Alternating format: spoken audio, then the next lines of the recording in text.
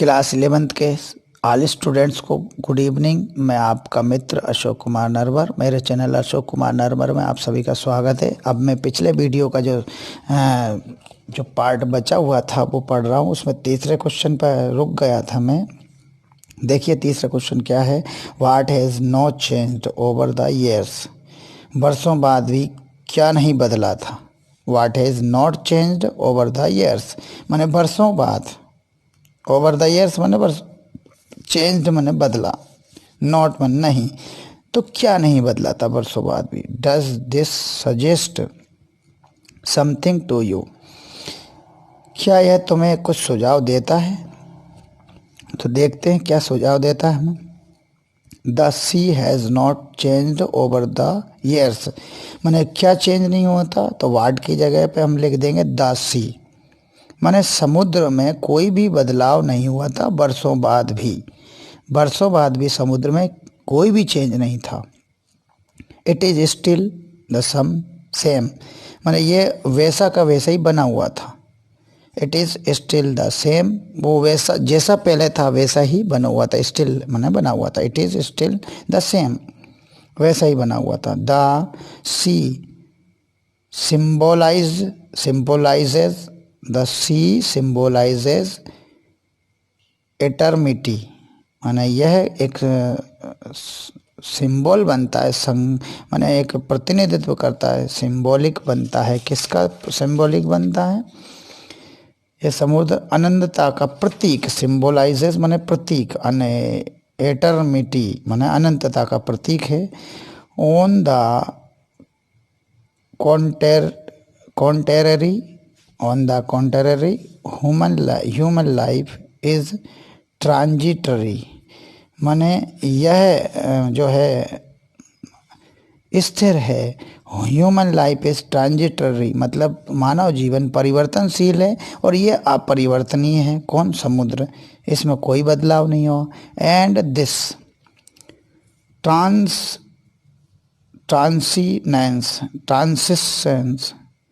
transience is compared to the nature which is permanent and eternal। तो यहाँ transience is compared,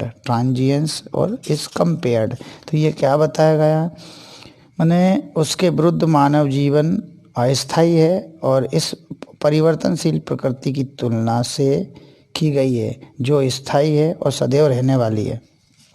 तो सदैव रहने वाली है के लिए क्या है, ट्रांजिएंस, और इस कंपेयर्ड मतलब इस प्रकृति से यह तुलना की गई है। और सदैव रहने वाली है मतलब परमानेंट है, स्थायी है। कौन, ये प्रकृति जो स्थायी है। और इटर्नल मीन्स यह हो जाएगा आपका सदैव रहने वाली है। इस तरह से इस आंसर को यहाँ पर बताया गया है। चौथा क्वेश्चन देखिए क्या कहता है, बड़ा आसान भी है, देखिएगा। चौथा question. The poet's mother laughed at the snapshot. What did this laugh indicate माने what did this laugh indicate क्या संकेत करती है। यह हंसी क्या का संकेत करती है। यह हंसी, व्हाट डिड दिस लाफ माने यह हंसी, इंडिकेट माने संकेत करती है, और व्हाट माने क्या। तो कवि की माँ इस छायाचित्र पर हंसी, क्यों हंसी कि वो अचानक लिया गया था, स्नैपशॉट था, अचानक लिया गया चित्र था, इसलिए कवि की माँ इस पर क्यों हंसी। तो the poet's mother laughed at the snapshot यानी अचानक लिए गए चित्र पर कवि की माँ क्यों हंसी मतलब छायाचित्र पर हंसी। What did this laugh indicate और यह हंसी क्या संकेत करती है। ये जो हंसी थी स्नैपशॉट पर अचानक लिए गए फोटो पर थी तो क्या थी। तो the poet's mother laughed at the happy memories of the moment माने कवि की माँ अपने सुखपूर्ण स्मृतियों के क्षणों में हंसी थी जो बहुत पीछे गुजर गए थे, जो बहुत पीछे। That had passed long back, जो बहुत पीछे गुजर गए। That had passed long back माने बहुत पीछे, पास्ट माने गुजर गए थे, जो बहुत पीछे गुजर गए थे। उन्हीं यादों पर, उन्हीं स्मृतियों के क्षणों में वो हंसी थी। मेमोरीज ऑफ द मोमेंट्स माने स्मृतियों के क्षणों में। और हैप्पी माने खुश थी, लाफ्ड सुखपूर्ण स्मृतियों पर वो हंसी थी। फिर लिखा है she looked back to her childhood, उन्होंने अपने बचपन को देखा। With nostalgia and with nostalgia ने मासूम खुशियों को देखा बचपन की। And remembered the innocent joys, और मासूम खुशियों को देखा, बचपन के दिनों को देखा, याद किया। Innocent joys of her childhood days, और उन्होंने बचपन के दिनों के मासूम खुशियों को देखा, याद किया, इसलिए वो हंसी थी। यही उनकी हंसी का कारण था। फिर से देखिए, the poet's mother laughed at the happy memories of the moment. Happy memories of the moments, यानी हैप्पी मेमोरीज माने सुखपूर्ण स्मृतियाँ या यादें, सुखपूर्ण यादें, सुख भरी यादें। मोमेंट्स माने क्षणों में, यादों के क्षणों में, सुख भरी यादों के क्षणों में वो हंसी थी। किसकी माँ? कवि की माँ। सुख भरी यानी happy memories of the moments, laughed eight माने हंसी थी सुख भरी इस यादों के क्षणों में।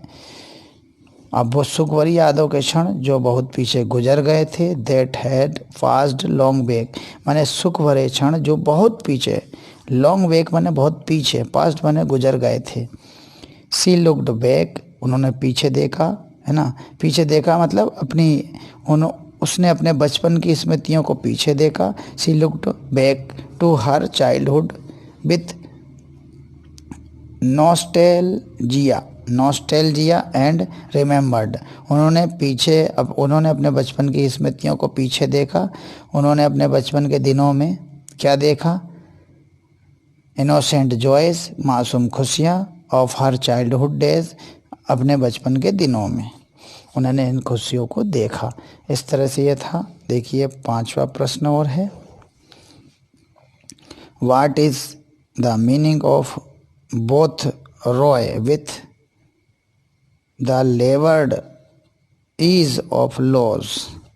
Both wry with the laboured ease of wries, ये पोइम की एक लाइन है। तो ये पहला लाइन दिया है, both wry with the laboured ease of loss. इस पंक्ति का अर्थ क्या हुआ? तो देखते हैं। यह पंक्ति कवि की माँ और उसके हंसते हुए चेहरे की स्मृति से संबंधित है। यह जो पंक्ति है कवि की माँ और उनकी कवि की माँ के हंसते हुए इस चेहरे की याद से संबंधित है। तो ये लिखा, the line refers the sea holidays माने समुद्र की छुट्टियों के समय वो समुद्र में गई थी। रिमेंबर्ड बाय हर मदर, उनकी माता की यादें हैं।